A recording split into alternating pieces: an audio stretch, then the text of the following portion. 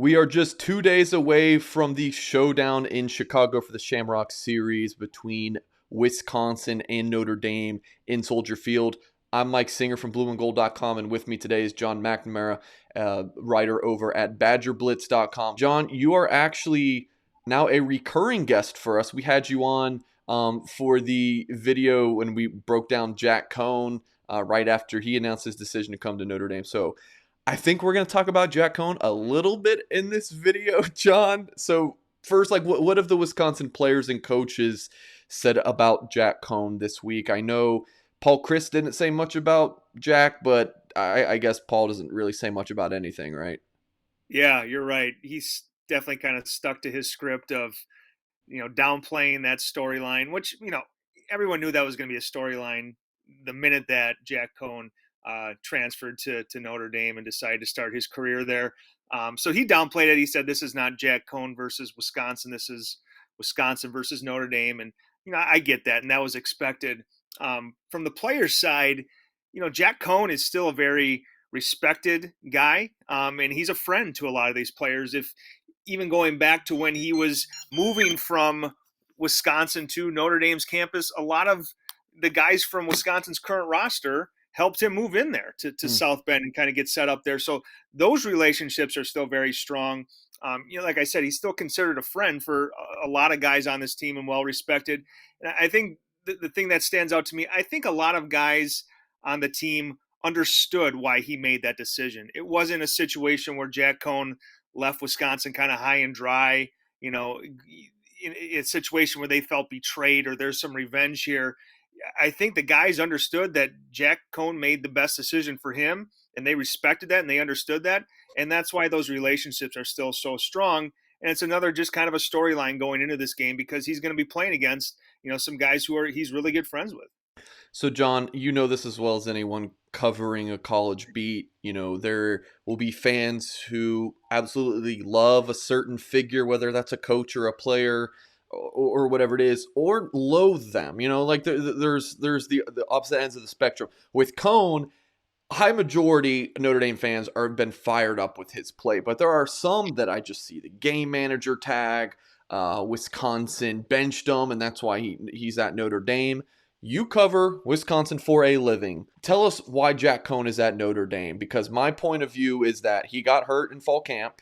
He came back and was healthy with 2 games left in that shortened, weird COVID season, and they weren't going to bench Graham Mertz, who had been doing well last season. Is that right? Is there more to it? What can you tell us, Jon? That's correct. And I try to expand on that a little bit. First, I'll say he was definitely not benched. He had a very, very strong 2019 season for Wisconsin. He goes into spring camp as the clear starter. There wasn't a guy challenging him then. Then he gets hurt late in fall camp with a foot injury. That opens the door for Graham Mertz, who kind of lights the world on fire against Illinois, but then kind of fizzles out as the season goes on. And there's maybe a lot of reasons for that. He had COVID. Wisconsin lost a lot of its wide receivers. So you could kind of spin that however you'd like, but I think there was a point then where Jack Coan was ready to probably play again. I think it was right around that Iowa game where he was probably ready to play, and they stuck with Graham Mertz. So I think in his mind, and Jack has never been on the record saying this, but these are people, in Jack Coan's camp and the people you talk to behind the scenes, where I think he was ready to go back in and be Wisconsin's starter, and that decision was made, like you said, to continue with Graham Mertz. So, shortly after the season ended, he looked at his options and he found a really good fit at Notre Dame. Obviously, there's a backstory there where he was committed there to play lacrosse. So, the stars kind of aligned for him to wind up there. So, had he not been injured, he goes through that season last year as Wisconsin starting quarterback, and I would imagine he would have used this extra year to be Wisconsin starting quarterback this year. So absolutely not a situation where he was benched or someone outplayed him.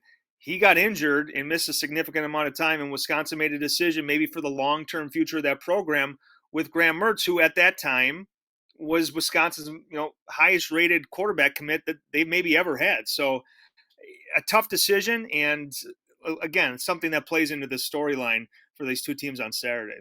So after the 2019 football season, Notre Dame's backup Phil Dracovic transferred to Boston College, and during the 2020 season, Irish fans are just watching what Dracovic is doing at Boston College and then looking at what Ian Book is doing for Notre Dame.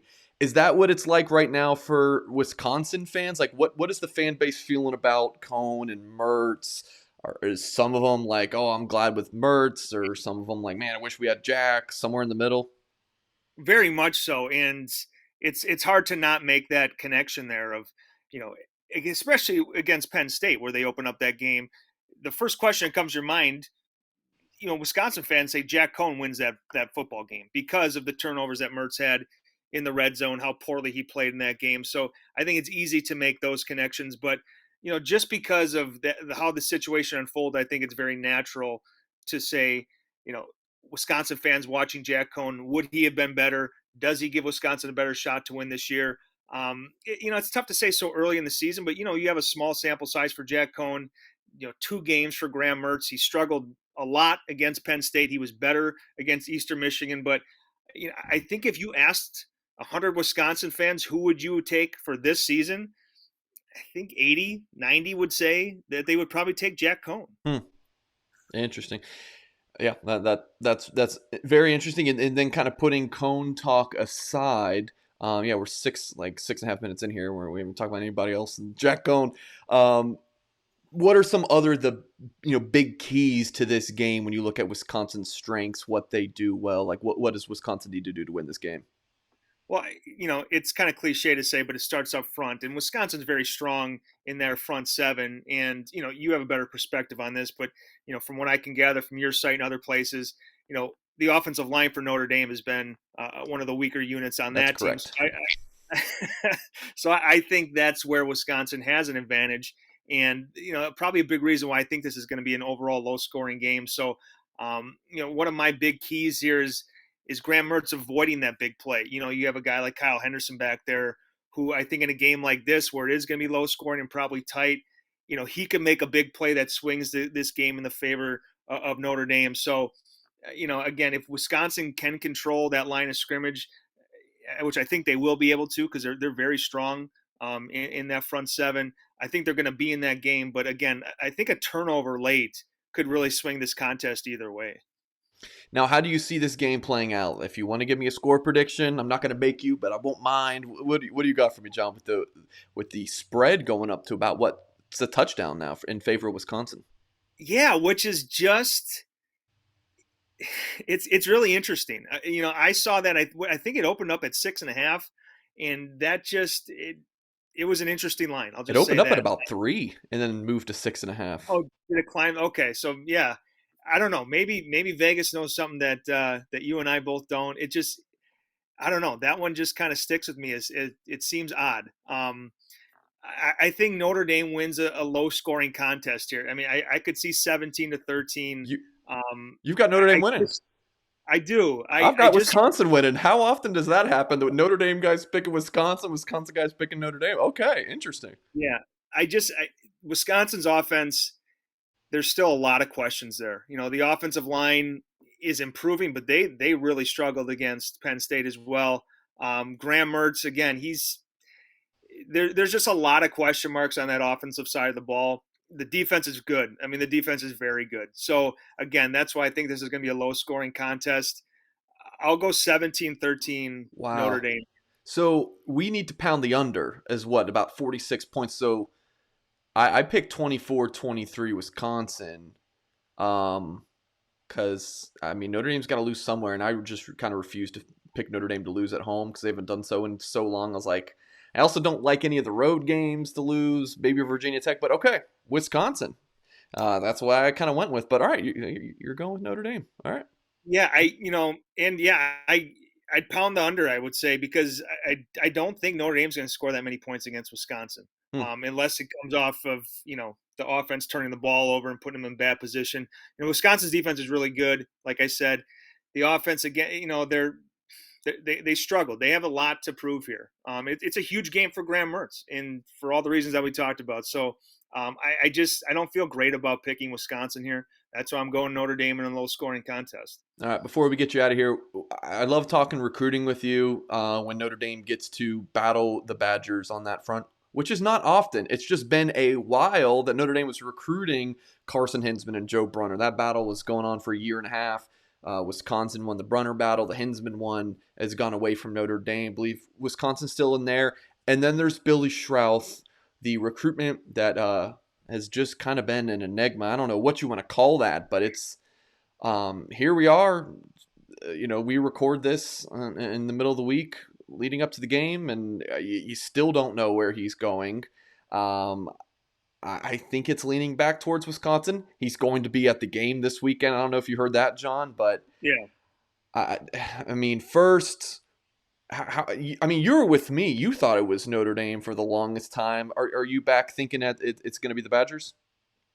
I do, and to kind of give you the cliff notes on his recruitment. I don't need to give you the cliff notes, Mike. I know you're right there, but yeah, for a long chunk of time, it was Notre Dame. And when I saw him play a couple weekends ago, a couple Fridays ago, Yep. he basically said that he's like, yeah, I was leaning towards Notre Dame up until that Wisconsin official visit. That was his first time to get on campus as a recruit, to see the campus and get around the coaches, and probably more importantly, to get around the other commits and the other in-state kids that they had on campus this week or that particular weekend. And that really turned things in favor of Wisconsin. And he basically said that. And, to give you guys some behind the scenes stuff, you and I were messaging that night.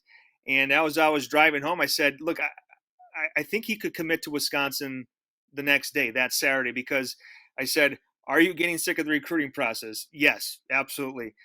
When do you want to get your decision done? As soon as possible. Are you going to Wisconsin tomorrow? Yes. So it kind of seemed to me like it could go down for Wisconsin season opener at Penn State. And I put that on our board, say, hey, look, I wouldn't be surprised if Schrauth pops this weekend.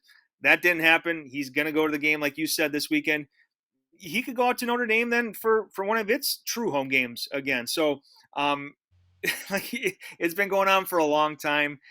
When it does end, which it eventually will, I don't know when. I do think it's going to be Wisconsin, but this is a recruitment that started off very much in favor of Notre Dame. I think moved towards Wisconsin. I guess there could be a twist or turn towards the end, but I do think he ends up at Wisconsin when it's all said and done. That's Jon McNamara, BadgerBlitz.com, the best Wisconsin insider. I love talking ball with John. Does a great job. Great job covering Wisconsin recruiting as well. Appreciate you guys watching this video. Make sure you hit the thumbs up, subscribe, and we will catch you next time.